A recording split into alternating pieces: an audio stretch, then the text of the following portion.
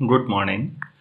Group theory के next lecture में आज हम लोग कोसेट्स और लैग्रेंज थ्योरम ये नया सेक्शन स्टार्ट कर रहे हैं। आज के लेक्चर में कोसेट्स वाले पोर्शन पर ही हम ज़्यादा फोकस करेंगे। ये क्या होता है, ये टर्म सबसे पहले जिस आदमी ने बोली थी, मतलब कोसेट्स का जो कंसेप्ट दिया है वो गैल्वा ने दिया है। मैं फिर कह रहा हूँ, टर्म नहीं, सॉरी, कंसेप्ट। कोसेट्स का कंसेप्ट गैल्वा के द्वारा दिया गया है और ये जो टर्म है वो G.A. मिलर ने ये टर्म दी। टर्म किसने दी है? मिलर ने। कंसेप्ट किसने दिया है? गैल्वा ने। ठीक, जो हम इसके बाद नेक्स्ट सेक्शन पढ़ेंगे होमोमॉर्फिज्म और आइसोमॉर्फिज्म पर, वो भी गैल्वा की ही देन है, ये कंसेप्ट भी। चलिए हम इसको कैसे समझते हैं, पहले डेफिनेशन के बजाय बात पिक्टोरियल वे में समझते हैं। सपोज हमारे पास कोई ग्रुप है आपके पास, और इस ग्रुप का ये एक सब ग्रुप है। H जो है क्या है? सब ग्रुप है, ठीक है। अब कोई एक एलिमेंट उठाइए, सपोज ये A यहां से उठाया मैंने, तो A बिलोंग्स टू G है, और मैंने एक नया सेट डिफाइन किया HA। तो HA जैसा है HA such that H belongs to H। आपने इस तरह से डिफाइन कर दिया, मतलब A को H के हर एलिमेंट के साथ ऑपरेट किया राइट साइड से। ऑपरेट करना मतलब जो भी ऑपरेशन है, बाइनरी ऑपरेशन, एडिशन है, मल्टीप्लिकेशन है, या कोई और बाइनरी ऑपरेशन है, वो आप इसमें लगाइए। तो आप एक नया सेट डिफाइन कर सकते हैं। प्लीज ध्यान दीजिए, ये H में क्लोजर नहीं है, क्योंकि H के साथ जो एलिमेंट है वो H से बाहर का है। हाँ, G के लिए क्लोजर हो सकता है, मतलब ओवरऑल जो HA के सारे एलिमेंट आएंगे वो G के ही एलिमेंट आएंगे। उम्मीद है ये समझ में आ रहा होगा। ये कुछ नया सेट बनेगा, तो हमें यही समझना है कि ये जो बनेगा ये क्या नाम दें, इसकी प्रॉपर्टीज क्या हैं, और इससे हम क्या नई चीजें ग्रुप के बारे में समझ सकते हैं। इन्हीं पर आज की स्टडी होगी हमारी। उम्मीद है हम किन चीजों को समझ रहे हैं, पहले ये समझ में आ रहा होगा आपको। तो मैं डिफाइन कर देता हूं अब। Let H be a subgroup of G and A belongs to G, then HA equal to HA such that H belongs to H is called right coset. Coset कुछ नया शब्द है, सेट के बजाय क्या बोलेंगे? Right coset of H in G containing A. containing A. उम्मीद है ये नाम समझ में आया होगा आपको। Right coset of H in G containing A, A को कंटेन करते हुए। तो फिर AH भी तो ले सकते हैं ऐसे। इसमें आपके पास क्या हो जाएगा? AH such that H belongs to H। इसे क्या बोलेंगे? Left coset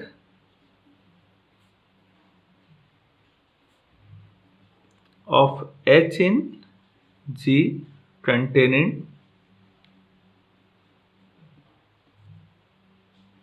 A।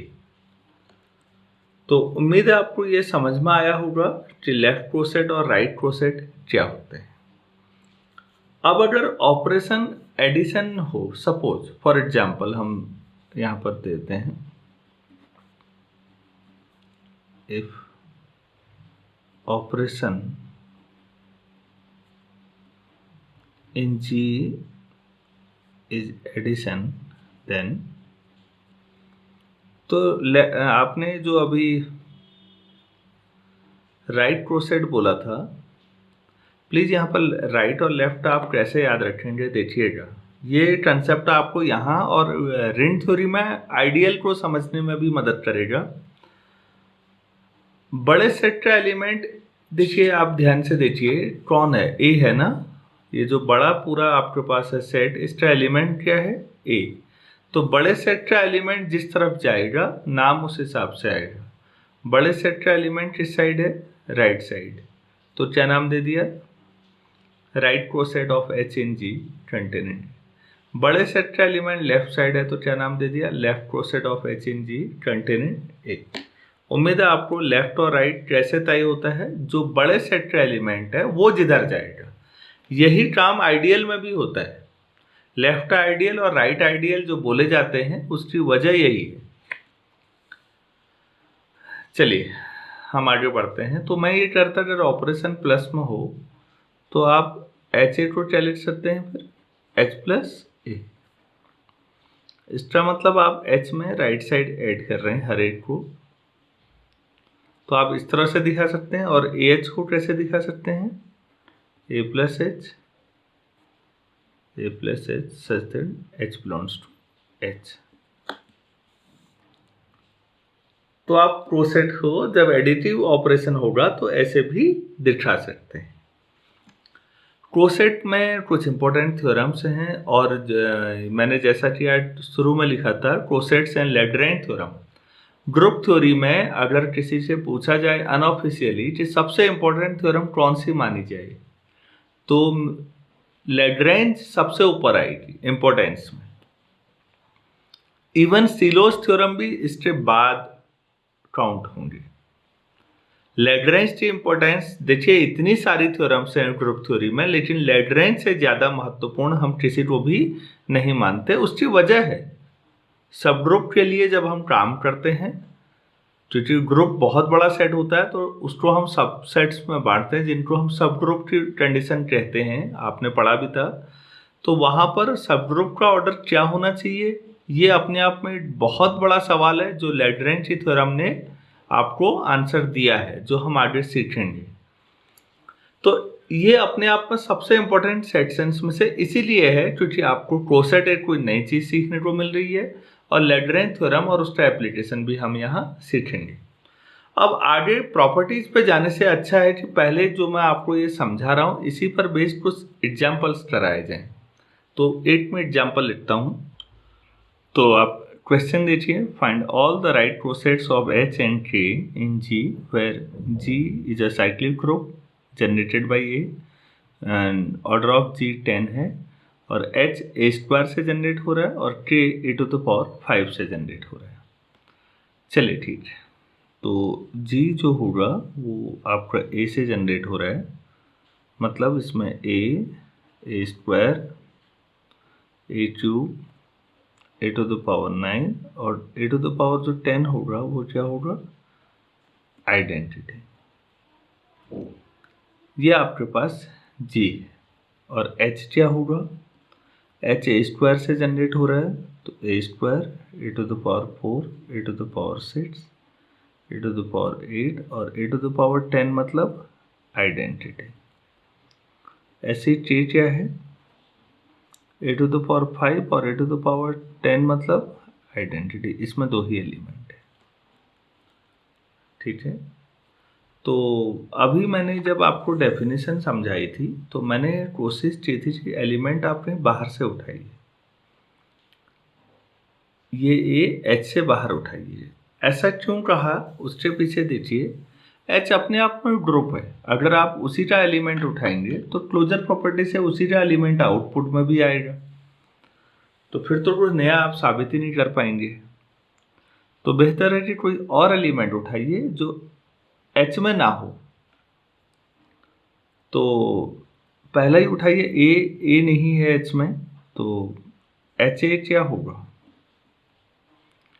आप एच के हर एलिमेंट को ए से मल्टीप्लाई कर दीजिए, क्या मिलेगा, A cube 5 A to the power 7 A to the power 9, और ये ए, ऐसा मिला आपको। चलिए दूसरा देखते हैं। और ए स्क्वायर उठा के कोई फायदा नहीं, वो तो इसमें भी है, ए क्यूब उठाइए तो एच ए क्यूब क्या बनेगा, ए क्यूब से करिए इनको एच के हर एक को, तो ए टू द पावर 5 7 9, इसको ए क्यूब से करोगे 8 इंटू 3 और 3 11, तो ए आ जाएगा और ए क्यूब ये आया। क्या ये वही आया जो ऊपर है? ये देखिए एलिमेंट आगे पीछे हैं, यही आया। आप इसे ट्राई करके देखिएगा, H A to the power 5 भी यही आएगा, H A to the power 7 भी यही आएगा, H A to the power 9 भी वही आएगा। वो सारे एलिमेंट लिए मैंने जो एच में नहीं है और जी में है, तो एच में इवन पावर वाले थे सारे, तो ऑड पावर वाले ले लिए मैंने। तब भी आपने देखा कि यहाँ पर एच और एच ए बेसिकली दो ही बन पाए, क्योंकि जो आगे लिया वो भी तो एच ए ही आ रहा है। आपके पास दो आप एक एच है और दूसरा एच ए है, इनमें एक खास बात देखिए, बाकी भी सब एच ए ही आए हैं। यहां पर एक चीज देखिए, एच और एच ए का यूनियन करें अगर, एच और एच ए का, क्योंकि और तीसरा कोई आया ही नहीं, दो ही आए, ये सब भी एच ए के बराबर है।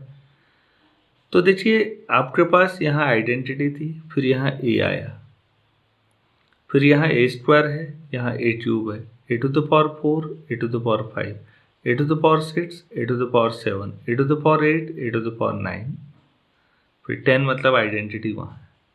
मतलब एच और एच ए का यूनियन करें तो जी मिल रहा है। आप इसमें खास बात देखिए, एच और एच ए का यूनियन करें तो क्या मिल रहा है, अगर ये जी है तो ये ऐसा हो रहा है कि अगर ये एच है तो ये क्या है, एच ए है, इन दोनों के यूनियन से क्या मिल जा रहा है, जी। और इसमें दूसरी बात देखिएगा, क्या एच ए और एच में कुछ कॉमन आया,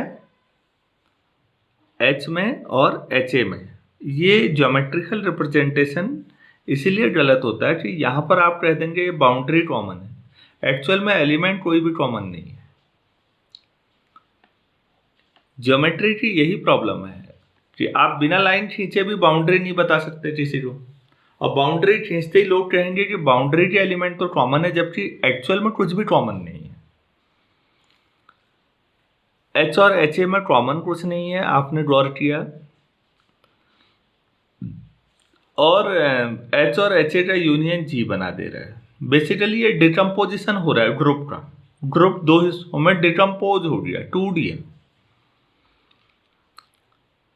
जो आपको एग्जाम्पल से बात समझ में आ रही है, हम बाद में उन्हें थ्योरम्स के रूप में समझेंगे, लेकिन अभी केवल एग्जाम्पल समझिए आप। उम्मीद है आपको एच वाला सब ग्रुप और कोसेट समझ में आया होगा, और ये भी समझ में आया होगा कि आपने एच और एच ए दो आपके पास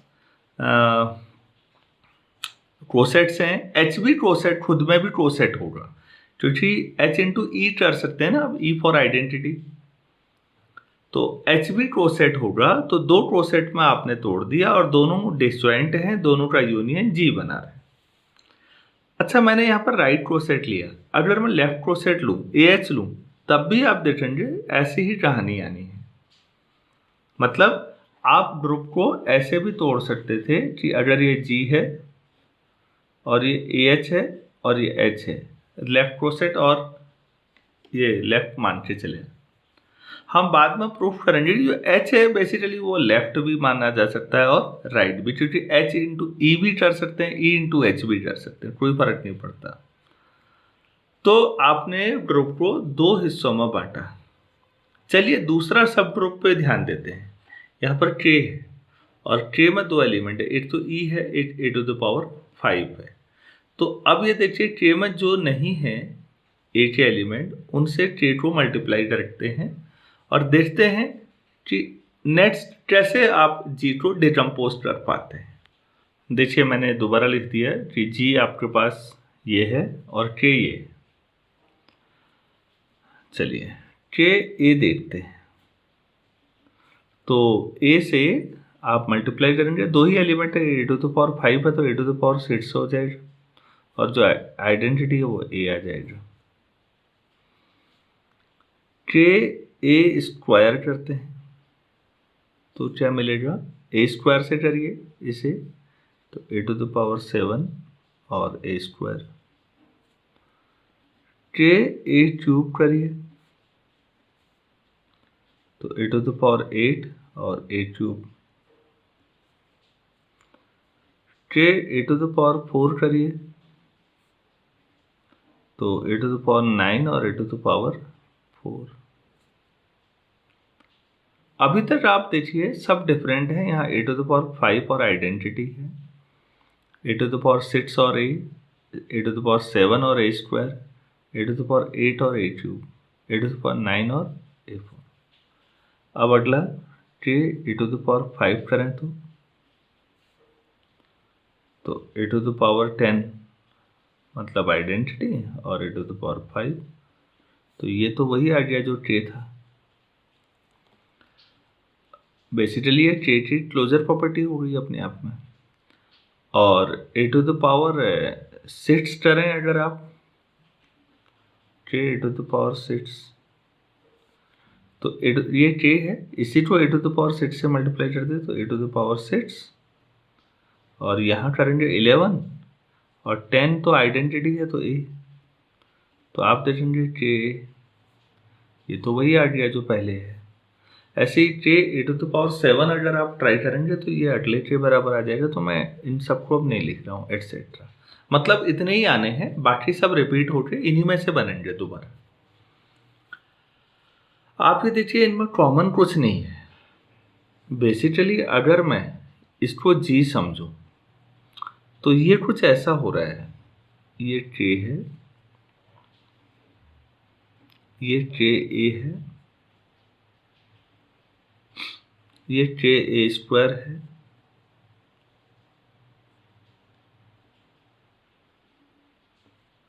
ये के ए क्यूब है, के ए टू द पावर 4 है। देखिए ये के है ए टू द पावर 5 और आइडेंटिटी, के ए टू द पावर 6 ए, के ए स्क्वायर इसे मान लेते हैं, के ए क्यूब इसे मान लेते हैं, के ए टू द पावर 4 इसे मान लेते हैं, के ए टू द पावर 5 दोबारा के आ गया तो मतलब इन्हीं में। तो ये एक सिंबॉलिक रिप्रेजेंटेशन है, बात समझाने का तरीका है। आप एक चीज गौर कर रहे हैं, हम ग्रुप को इस बार 5 डिस्जॉइंट पार्ट में तोड़ चुके हैं। ये ग्रुप का डिकम्पोजिशन है। हम पूरी प्रोसेस जो हम सीख रहे हैं आज वो डिकम्पोजिशन प्रोसेस है, ताकि ग्रुप को छोटे छोटे हिस्सों में बांटा जा सके, उसे आसानी से समझा जा सके। तो ये महान मैथमेटिशियन गैलोवा का कंट्रीब्यूशन है। हम उन्हीं चीज़ों को सीख रहे हैं जो उन्होंने 1830 के आसपास आपको मैथमेटिकल कम्युनिटी को दिया है। आप सोचिए 170 ईयर से ज़्यादा हो चुके हैं और ऑलमोस्ट 200 ईयर के आसपास मान के चले, 190 साल। और आज भी अगर हम इस बात को समझ पाए तो ये चलिए हम इसे उपलब्धि मान लेते हैं कि हम समझ जा रहे हैं जिस आदमी ने 200 साल पहले ये बात कही थी कि पूरे ग्रुप को छोटे छोटे सब ग्रुप्स में तोड़ने के अलावा ऐसे भी तोड़ सकते हैं। अब ये सब ग्रुप नहीं है, आप ध्यान दीजिए, इनमें केवल जो के था वो सब ग्रुप है, बाकी नहीं, बाकी कोसेट्स हैं, लेकिन हम ऐसे तोड़ पा रहे हैं और सब डिस्जॉइंट हैं और सबका यूनियन जी। उम्मीद है कुछ चीज़ें इससे समझ में आई होंगी आपको। ये राइट क्रोसेट डिकम्पोजिशन था। ऐसे ही मैं लेफ्ट क्रोसेट डिकम्पोजिशन भी कर सकता हूँ। ए सबके लेफ्ट में कर दीजिए, ए स्क्वायर ए क्यूब, आप ऐसे तोड़ सकते हैं पूरे ग्रुप को। तो उम्मीद है आपको यहाँ पर जो कंक्लूजन है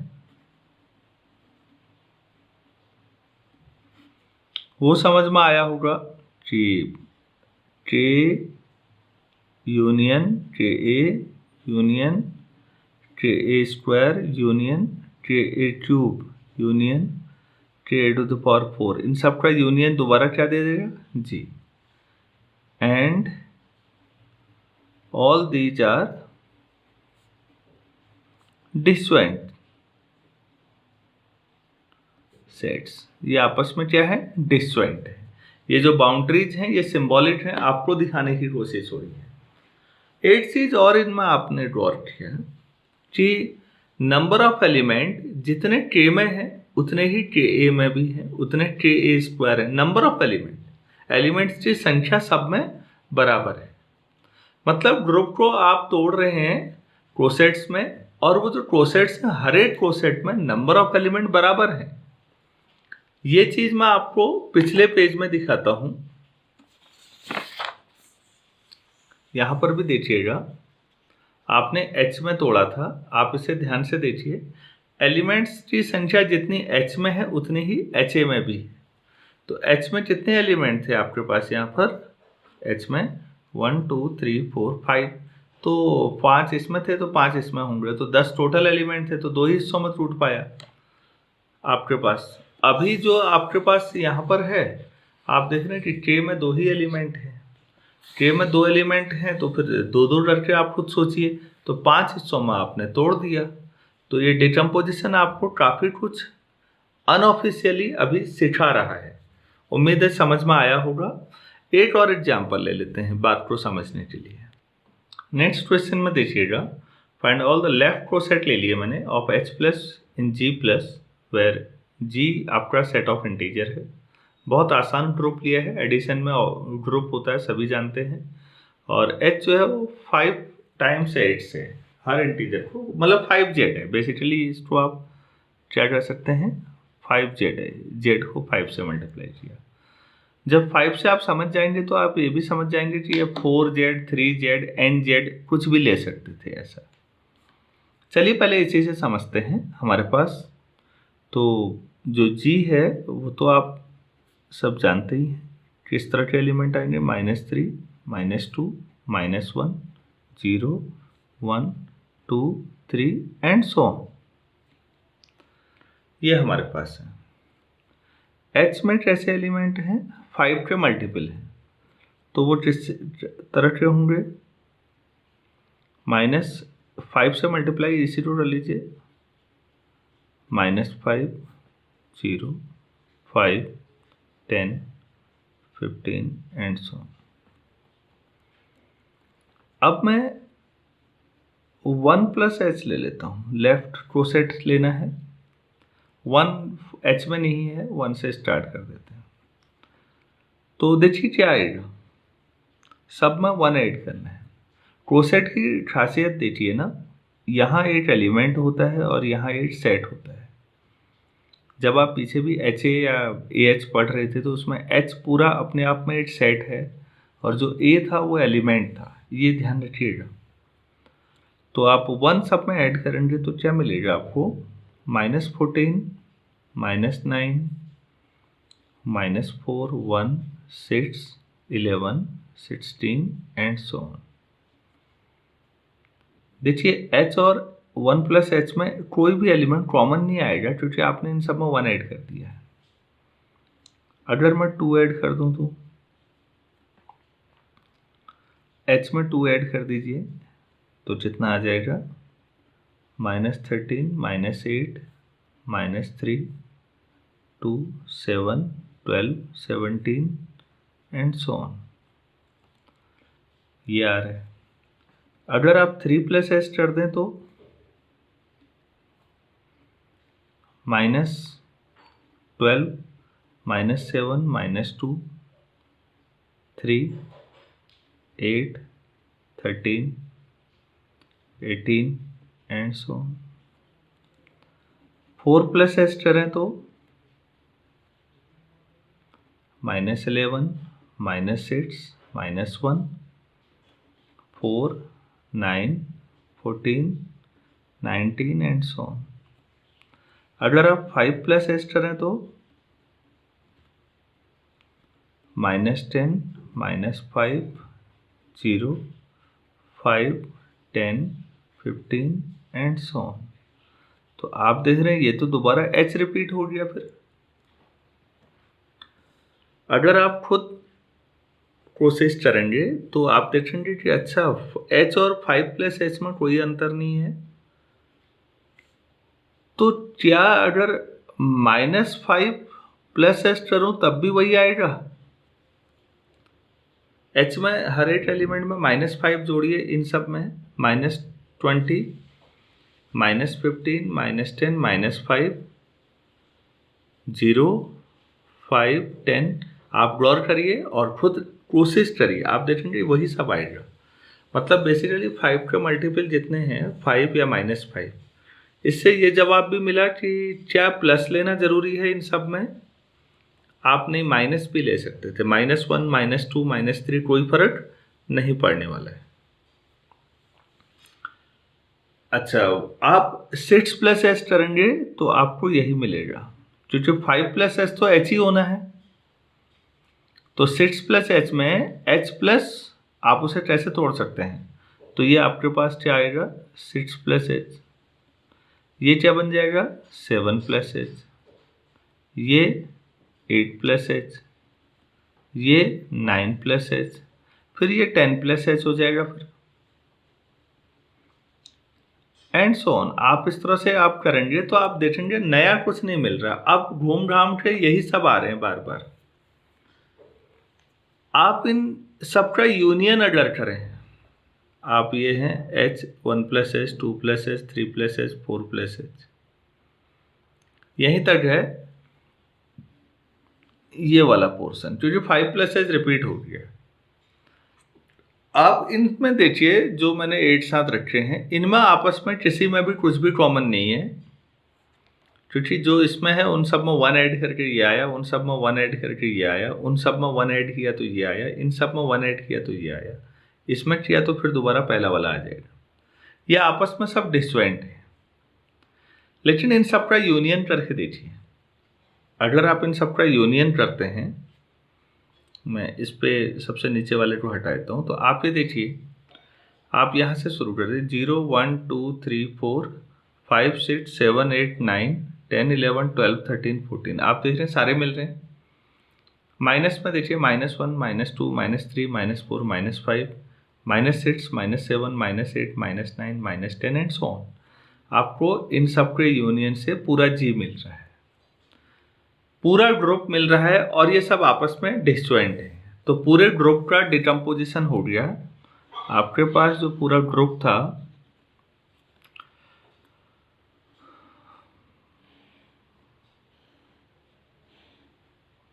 उसमें 8 को h समझिए, 8 को 1+h 2+h 3+h 4+h, common कुछ नहीं है किसी में भी, और इन सब का यूनियन दोबारा पूरा जी दे दिया। तो ग्रुप को आपने 5 हिस्सों में तोड़ दिया। अगर आपके पास इसमें जो h है वो 5h लिया था आपने, अगर आप 4h लेते, 4 के मल्टीपल में लेते तो ग्रुप को 4 हिस्सों में तोड़ते। अगर 3h लेते तो ग्रुप 3 हिस्सों में टूटता। 2h लेंगे तो 2 हिस्सों में टूटेगा। तो nh लेंगे तो n हिस्सों में टूटेगा। n इंटीजर ले रहे हैं आप कोई। तो आपने कितना अच्छा तरीका देख लिया जिसमें आप इंटीजर के सेट को जितने मर्जी हिस्सों में तोड़ना चाहें। आप बताइए, h हम उस तरह से ले लेंगे। h इन्होंने 5h लिया था तो हमने 5 हिस्सों में तोड़ा। आपको 5 से ज़्यादा या कम हिस्सों में तोड़ना है, आप उतने से मल्टीप्लाई करके कर सकते हैं। तो आपने नई चीज़ सीखी कि भाई इंटीजर के सेट को हम इस तरह से तोड़ सकते हैं। अब प्लीज़ यहाँ ध्यान दीजिएगा, हर एक सबसेट में एलिमेंट्स की संख्या इनफाइनाइट अभी भी। कार्डिनलिटी अगर आप रियल एनालिसिस के हिसाब से चलें तो कार्डिनलिटी सभी की बराबर आनी है, सब में नंबर ऑफ एलिमेंट बराबर आने हैं। बेसिकली आप कोई भी दो को 1 1 onto मैपिंग, अभी हम जब होमोमॉर्फिज्म पढ़ेंगे तब देखेंगे, आप कार्डिनलिटी सबकी सेम प्रूफ कर सकते हैं। तो उम्मीद है आपने एक इनफाइनाइट ग्रुप को सब ग्रुप्स में सबसेट्स में तोड़ना सीखा होगा।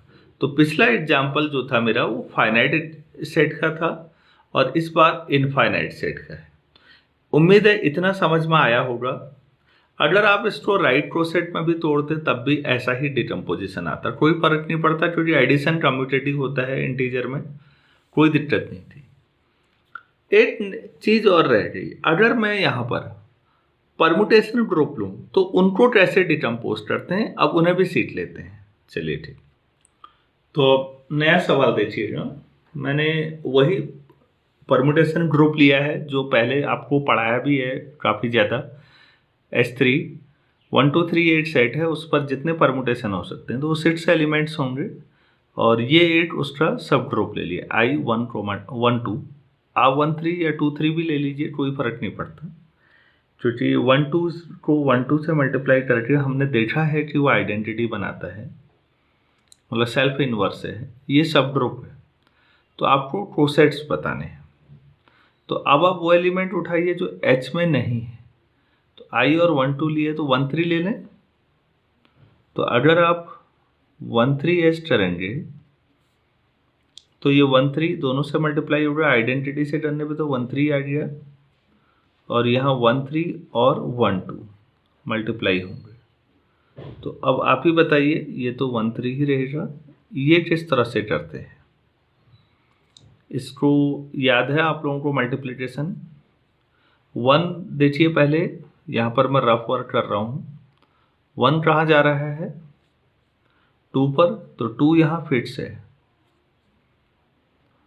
अब 2 पर देखिए, 2 1 पर गया, अब 1 3 पर गया। 3 यहाँ फिक्स है और 3 यहाँ 1 पर गया। तो बेसिकली ये कितना बना साइक्लिक में? 1 2 3 आपके पास 1 3 और 1 2 3। ऐसे ही आप 2 3 लें,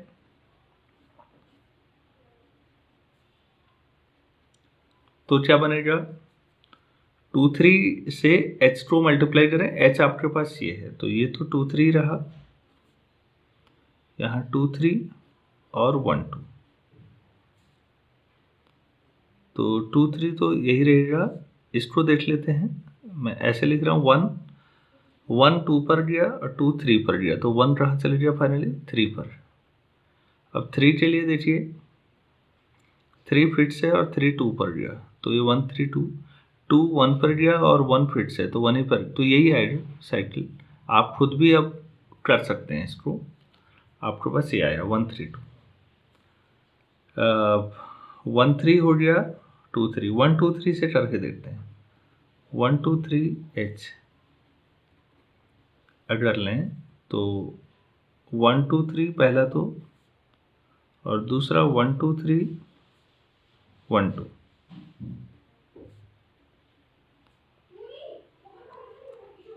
तो 1 2 3 तो ठीक है। इसको समझाने के लिए मैं फिर, आपको हो सकता है दिक्कत आई हो, मैं फिर एक बार कर देता हूँ। देखिए 1 से स्टार्ट करिए। 1 कहाँ गया है इसमें? 2 पर, 2 3 पर, ये आ गया। अब तो 3 से स्टार्ट करिए, 3 फिट से है, 3 यहाँ 1 पर, तो 2 देखिए, 2 यहाँ कहाँ गया? 2 1 पर गया और 1 2 पर गया, तो फाइनली 2 2 पर ही गया, तो 2 फिट्स रहा, तो इतना ही होगा। तो बेसिकली ये कितना बना? 1 2 3 और 1 3, तो 1 3 और 1 2 3 तो पहले भी आया हुआ है आपका, तो बेसिकली 1 3 H के बराबर ही आया, कुछ नया नहीं आ पाया। ऐसे ही अगर आप 1 3 2 करेंगे तो 1 3 2 वाला ये मिल जाएगा। सिमिलरली कर देता हूँ,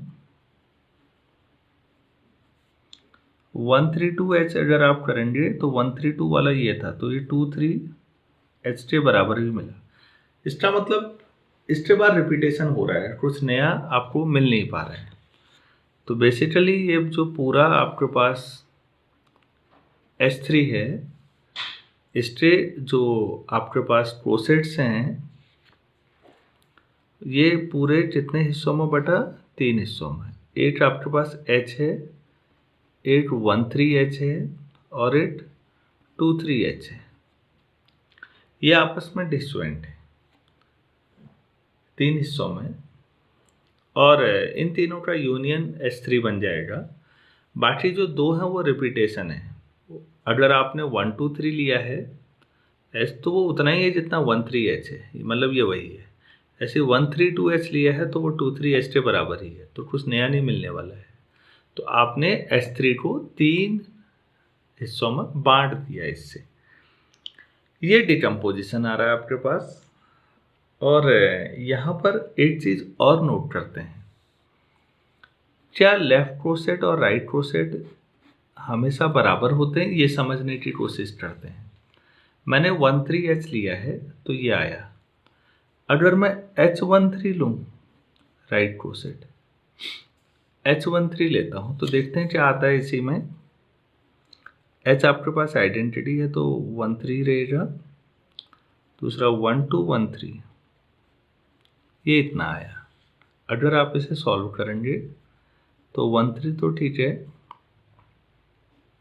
ये 1 है और 1 रहा गया 3 पर, और 3 यहाँ फिर से, तो 3 आया।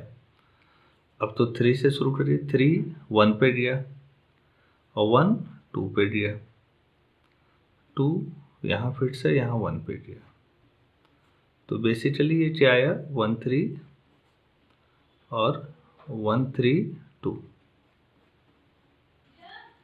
तो अब आप यहाँ पर देखिए H13 क्या आया, 1 3 और 1 3 2, और 1 3H क्या आया था, 1 3 1 2 3 आया था। तो आपने देखा, we observe that 1 3H is not equal to H13। तो इसका मतलब लेफ्ट क्रोसेट अलग चीज होती है, इन जनरल राइट क्रोसेट अलग। कभी कभी बराबरी हो सकती है, लेकिन हमेशा आप रूल नहीं बना सकते कि जो लेफ्ट क्रोसेट होता है वो राइट क्रोसेट भी होता है, या जो राइट क्रोसेट होता है वो लेफ्ट क्रोसेट भी, वो अलग अलग हो सकते हैं।